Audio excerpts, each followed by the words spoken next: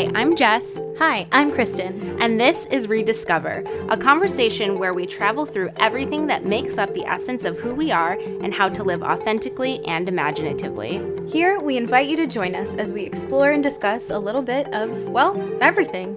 From Disney to cultivating your most authentic life to deepening your relationships and talking about the real stuff. We hope you'll find this a space that speaks to you, encourages you, and brings a little bit of magic into your day. Hi, everyone. I'm Jess. Hi, I'm Kristen. And welcome back to this week's episode of ReDIScover. We are continuing with Travel Month. We are having so much fun talking about one of our all-time favorite topics.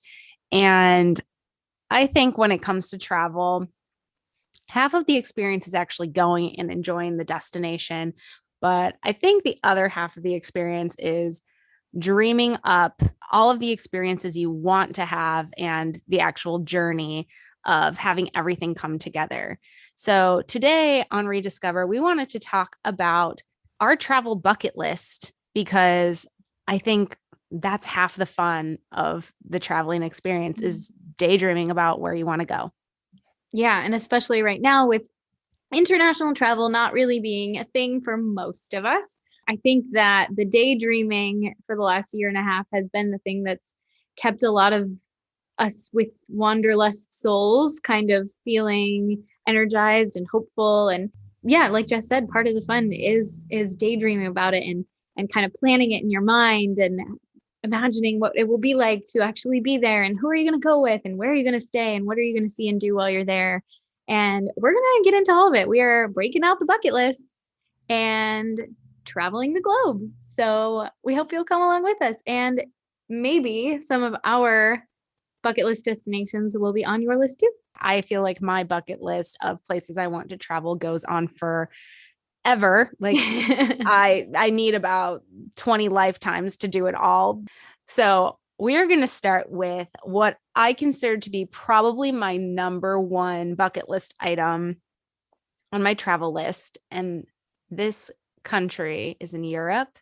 This country is magical. And this country is Greece. Oh. Now, why does Jess want to go to Greece, you ask? Well, if you know me at all, it's because of the all-time classic cultural phenomenon, Mamma Mia. I have been absolutely enchanted with Greece because of Mamma Mia, but I mean, before that as well. Just, you see pictures of Santorini and Mykonos and just all the beautiful buildings and the white and the blue color scheme and the water. And how can your heart not yearn to go there and see it in person? Between Mamma Mia and also Sisterhood of the Traveling Pants, they go over there too. Yeah. And I feel like there's another one that I'm forgetting, but it calls me. I mean, Donna Sheridan, I think, is my spirit animal. And I mean, also to like tack on to this, also Croatia, because that's where a lot of Mamma Mia 2 was filmed. So ultimately, I would really love to go over there and go to all the places where they filmed these movies. That's like half of my desire. The other half is to see all the beautiful things I mentioned before. Just the scenery is gorgeous. And then also got to try the Greek food. Oh, and also the history. Like, how can you forget about that too? It's Greece.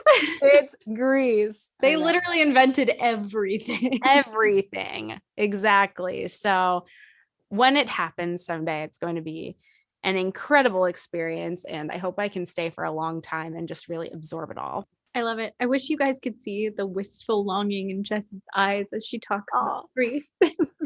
And I couldn't agree more. I think about those like white stone buildings and the blue roofs and the gorgeous water. And I'm just like, I want to swim there all day and eat olives and drink Greek wine, which is so underrated, by the way. Oh, so great. Yeah, that's an excellent number one choice. You'll find that actually all of the places on my list are very like storybook-esque in that way. They're very like, you think of Greece and you think it's cinematic because you remember it from these movies. There's a reason people use Greece as the setting for these movies. I think that I'm drawn to places that feel romantic or like they could be the backdrop of a fairy tale, or maybe it's my Disney upbringing, maybe. But my number one destination is also in the Mediterranean, just a hop, skip, and a jump from Jess's. And no one's going to be surprised by this because I talk about it literally all the time. I know you guys are going to just be shocked by this one. Italia. And like you said, it calls you about Greece, and I think of Moana. I think I have never not felt called there. And I know that like people say, oh, it's because you're Italian, it's because of your family history, it's because you grew up hearing these stories and whatever. And that's probably true, but there's something very, very deep in my bones that just tells me I will go there, and I may not come back. and that's okay. But for a lot of the same reasons, I think Southern Italy in particular calls me for the weather and the beautiful Italian Riviera and warmth of the people and the warmth of the sunshine and the wine and the food and the culture. And just Italians have this saying called dolce far niente, which literally means like the sweetness of doing nothing. And I think that as someone who has a complex where I cannot stop going a lot of the time, and I have trouble relaxing and I have trouble setting aside my agendas and things like that, to be somewhere where the entire culture is so driven around this embodiment of like, let's just take life as it comes. Let's just enjoy the gifts we've been given and this beautiful place that we live. And I think it would be actually very renewing for me to be there. So that's also another reason why it calls to me. But of course, I want to go to Rome and eat cacio e pepe all day long and eat gelato for breakfast, lunch, and dinner, and have wine every evening and watch the sunset on the Amalfi Coast, and go up to Lombardy and northern Italy and see the Swiss Alps. And it's just such a diverse, it's like California, kind of. There's so much diverse terrain and landscape all throughout it. You can get mountains and winter and summer and ocean and everything in one country. So, and I'd have to go to Sicily to kind of like find my roots, because that's where my family's from. Same. And that's super, super fascinating to me as well. So yeah, I wonder if we are related. We probably, Jess, I'm sure of it. I'm sure of it. Sicily is a very small island by comparison to the rest of the world. Imagine we did a 23andMe test and then we were like, oh my God, we're actually related. That would be It'd be like our own Parent Trap moment. I know. They'd make a movie about us. They would. That stuff is fascinating to me, and to kind of like trace your lineage back and find out that like, oh, Sicilians are actually Arabic by proxy of conquering and things like that. I just think it's so cool. And America being a relatively new country by comparison to Europe and Asia and everything, that centuries old history is so incredible. So that is my attempt at a consolidated explanation as to why I just cannot wait to go there. Yes. And I think if you didn't mention Italy, as obviously we all knew you were going to talk about it, I think Italy actually would have been my number one like go-to. Come with me. This. I mean, obviously. So yeah, Italy has always drawn me too since I was a kid. I think it's both of our upbringings and just knowing, I don't know, it's always felt like a home, even though I've never lived there in this lifetime. Like it's just so interesting. Yeah. But yeah, everything you said, like that was a really dreamy explanation too. And it's on the bucket list and it's happening soon. I mean, also, like, how can you not want to go there after watching the Lizzie McGuire movie? Like, I'm saying, volare, let's go. Exactly. So someday we'll go live our Lizzie McGuire dreams and see our ancestry and explore. Make a wish all in of the Trevi Fountain and turn around and see a dreamy Italian man standing there with a Vespa, waiting to escort me to spaghetti. Exactly. So, okay, we're going to transition over into our next one. And I think number 2 for me actually is a country that I have been to, but I did not get to spend enough time there. And I have been wanting to go back every minute of every day since I left. I knew And it. if you know me, you know what I'm going to say. It's Japan. So I went there in March 2018 with my friend Bobby. We have an episode all about that. We'll link it in the show notes below. It's called All About Asia. But going to Japan was a dream come true. And we got about 3 days in the city of Tokyo. And then we had about 3 days at the Disney park, which was great. And it really just felt like an appetizer of everything that the country has to offer. Tokyo itself, I feel like I could have spent at least 2 weeks in if I was just traveling there. I'd like to live there, honestly, for a year or more, but there's just so much to do, and it's an incredible city. Like, the food is really good. The ramen is next level. I think I had ramen every day I was there. Amazing. I love the people. The people are so sweet. I love kawaii culture, like anything like Hello Kitty and everything really Gudetama. Gudetama. Oh my gosh, I'm absolutely obsessed. I love that there's a Disney component out there, which just makes sense with kawaii culture because it's all, so cute. Everything is so cute. So cute. I really want to go back to Tokyo and experience more of the city life, but then there's also Kyoto and Osaka and just all of the things that they have to offer. I just have a whole Instagram folder saved of Japan ideas.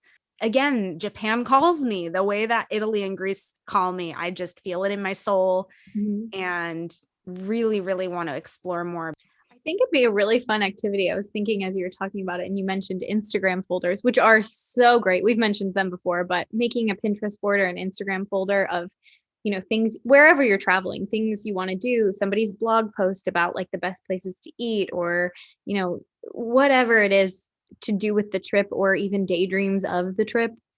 That's a great way to keep everything organized. But I think also in this kind of limbo time where we can't actually travel to these places yet for the most part, making it like almost like a vision board of that place. Like, I was going to say cut stuff out of magazines. Nobody really does that anymore, but I do. If you have travel magazines, they still exist in print. I know, weird.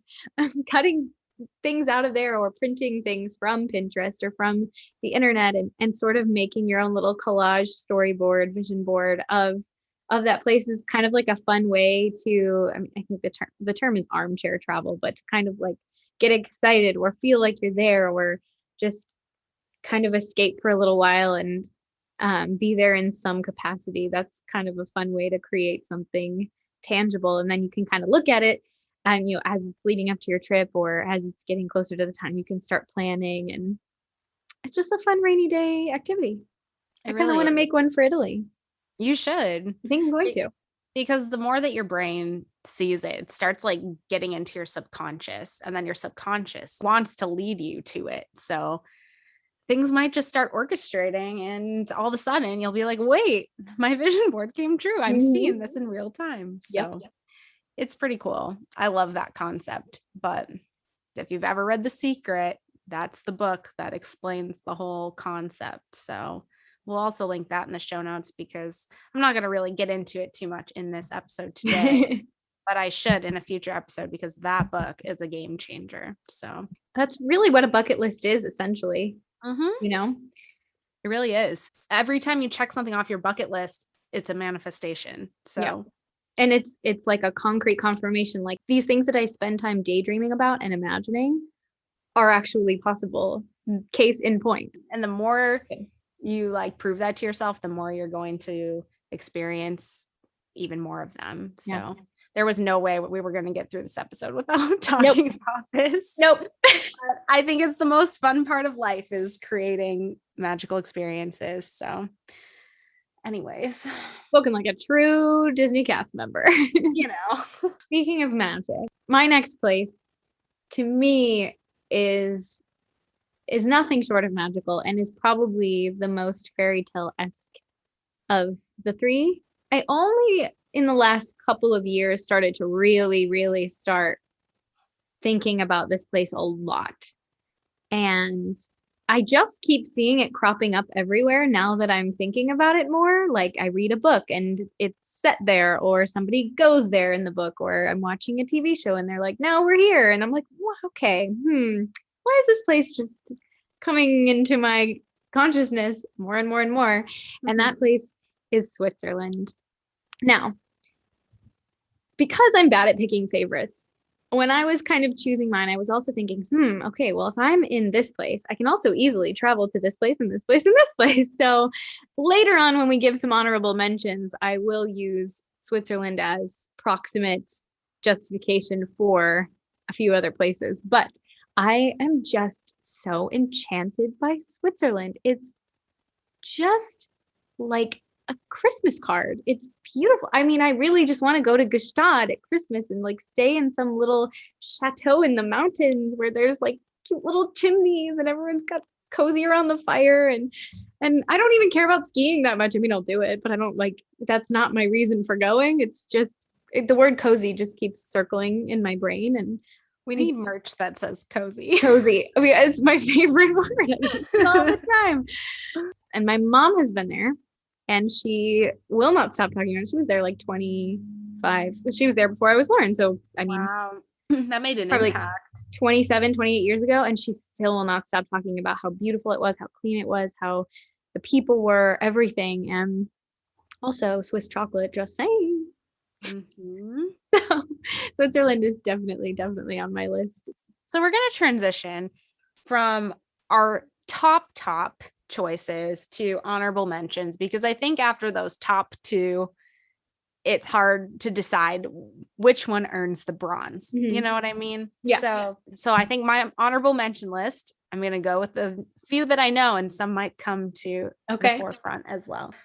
Australia is one for me. Due to I fell in love with it in 3rd grade when we learned about it in school, and I've been just enchanted with it ever since. I want to see the Great Barrier Reef, the Sydney Opera House, hold a koala, all the things. Aww. So that would be one.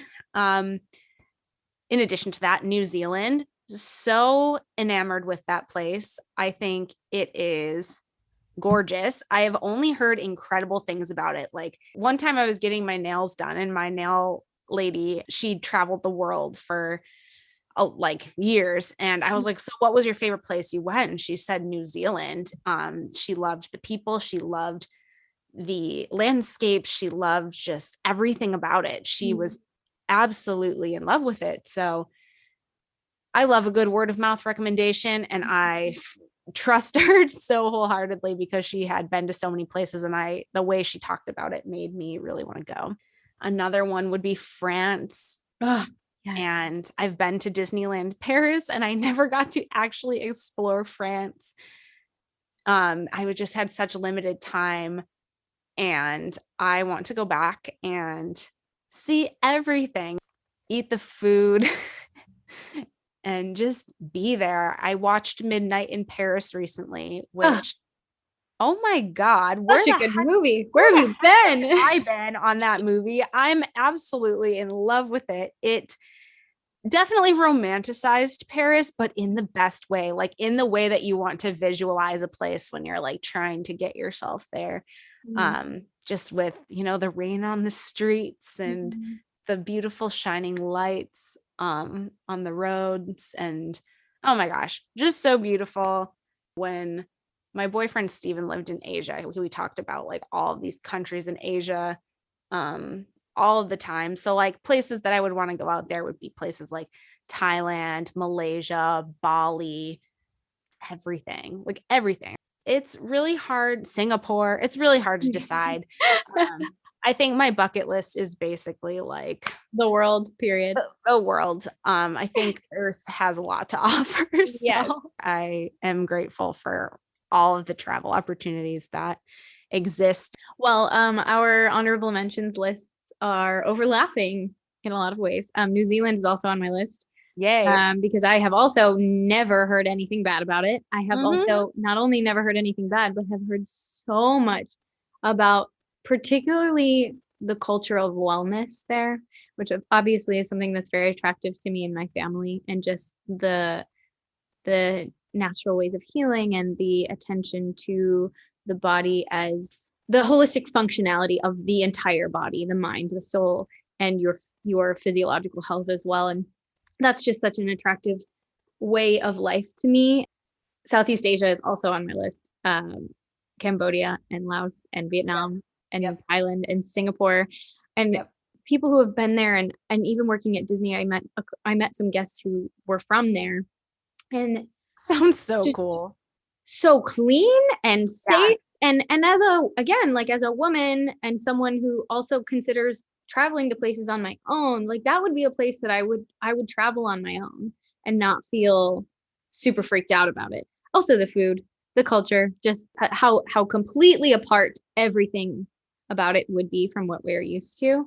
And travel changes you. And I sort of think that part of the attraction to me is like, I want to be affected by these experiences. I want to come back different than when I went. I want to be altered and opened up.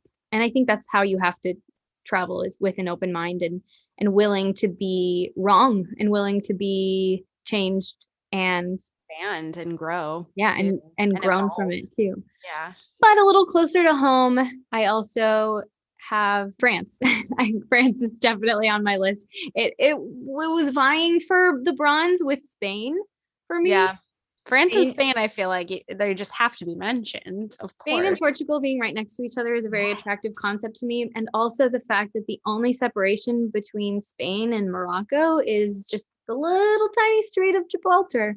So I could feasibly also get to Morocco fairly easily in that trip as well, which would be amazing because Morocco is definitely high up on my list as well.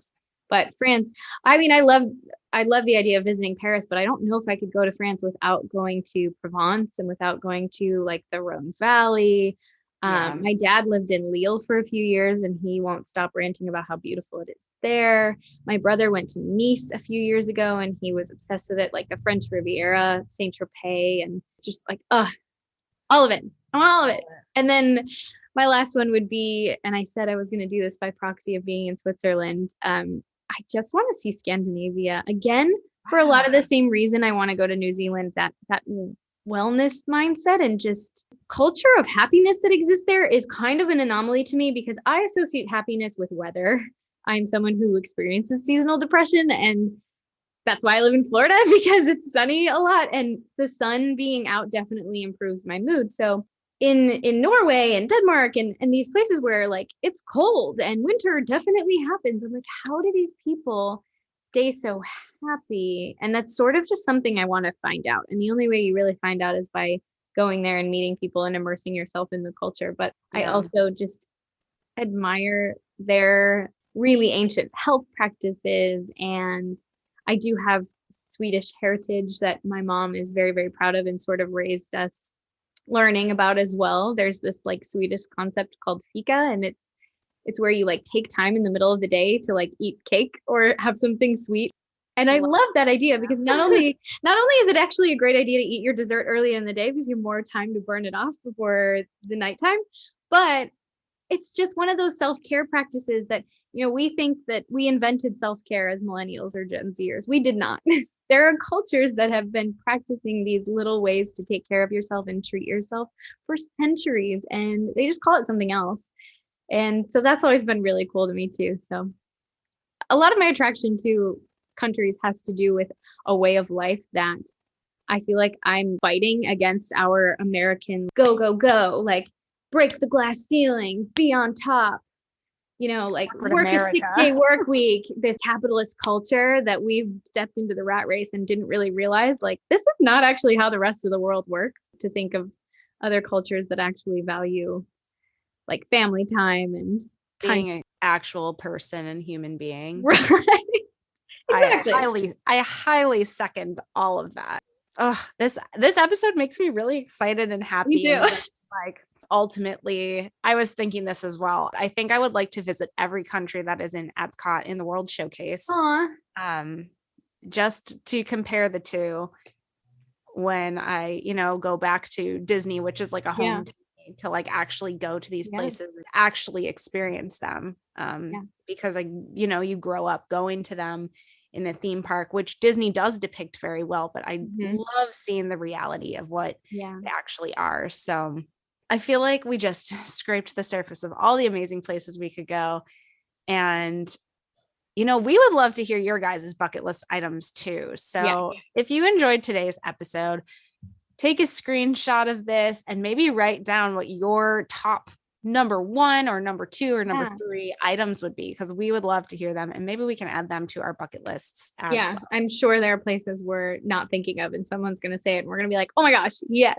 But yes, so tag us in your Insta stories. Let us know your bucket list items, because I want to add more to my list, even though it's just, you know, ever growing and expanding. So and if you have a friend or a family member or a partner who is also spending this kind of limbo time daydreaming of travel all over the globe, send this to them and they can daydream along with us. Thank you guys so much for listening. I feel like we just got to go on a little trip right from my bedroom floor and Kristen's living room floor. So you really can get yourself into the feeling space of being anywhere in the world just by daydreaming about it. So that's, I think, what our intention for this episode was, just to get us all excited and in the mindset. Thank you so much for listening, everyone. And tune in next week, because we are going to have a really fun episode to wrap up Travel Month with a very special guest. A very special guest, one that is particularly close to my heart. Makes Jess's heart flutter. So stay tuned for that. That about wraps it up.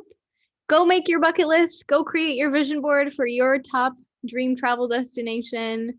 You can travel the world from right where you are. You just have to imagine it and you can be there in your mind's eye. And so we hope you'll do that along with us. Yay. All right. Thank you guys so much for listening, and we will talk to you next Tuesday. Bye. We hope you've enjoyed this episode of ReDIScover. Please subscribe and leave us a review wherever you're listening. Your reviews are what keep us going, and we'd love to hear from you. Join us every Tuesday for a new conversation, and let us know what you think we should talk about next. Follow us on Instagram at positively.kristen and at jessicafay508. And check out Jess's blog at theroadjesstraveled with 1l.com. Until next time, stay frumpy!